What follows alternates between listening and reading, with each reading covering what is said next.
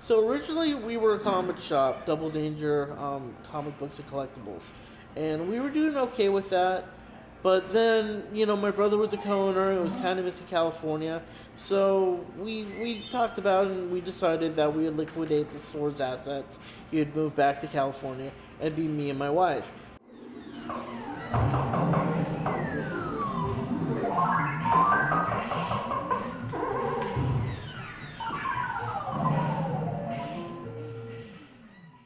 And instead of getting, 9 to 5 jobs, we decided to try it again. So we reopened as Puff and Stuff Gifts and Collectibles, which is a toy store, a novelty store. It catered to all types, artists to kids. And then when we moved out of Minneapolis, we moved to Plymouth. And we still had all our stuff in storage. So we opened that up, and I had a couple arcade machines at Donkey Kong and Donkey Kong Jr., and we were getting a lot of people coming in, and it stopped from being kids to adults that wanted to play these games.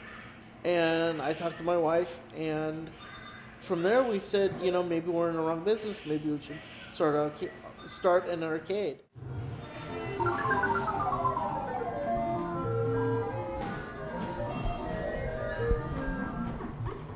And that's how we came up with Rusty Quarters Retro Arcade Museum. And then how long ago did it open as Rusty Quarters? Rusty Quarters, we've been open for a little bit over 2 months now.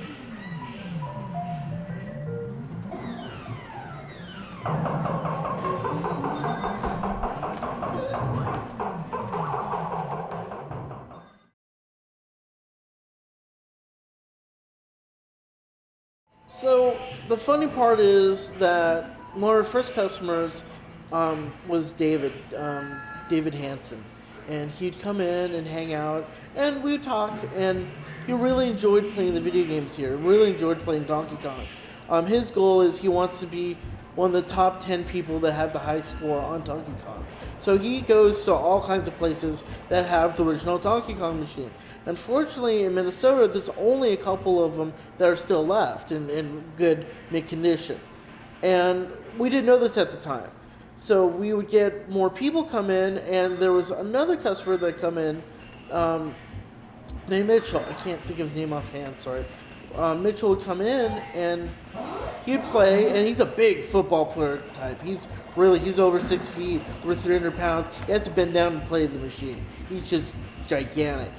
And the funny thing was that both of these customers, they went to different places, and they didn't know, but they were beating each other's scores. They never met in real life, but they'd see their, the opponent's initials, and they said, "Oh, I gotta get that high score. I gotta beat that guy." And it wasn't until they actually came to Rusty Quarters they actually met one another. And it was funny because they both got to meet not their arch nemesis, but this fantasy person that in their head was their villain, the person that they had to top. And now, the funny part is we started with one Donkey Kong machine, and now we have 2 Donkey Kong machines, and when David and Mitchell come in, they stand next to each other and talk about their day and what's going on and any tips that they might have. And it's really funny because right now he has a Donkey Kong machine that is being repaired, which I'm helping with. And David and Mitchell always talk, and now they're hanging out at Mitchell's house every once in a while, playing that machine, and now they're really good friends. And I think that's something that's really, really neat, something that's kind of magical, and something that you don't get to see, today. Because, people don't interact that way anymore with video games.